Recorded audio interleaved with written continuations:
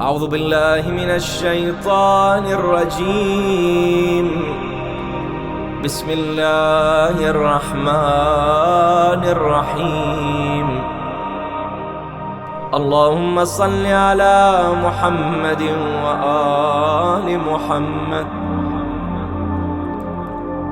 اللهم صل على علي بن موسى الرضا المرتضى الإمام التقي النقي،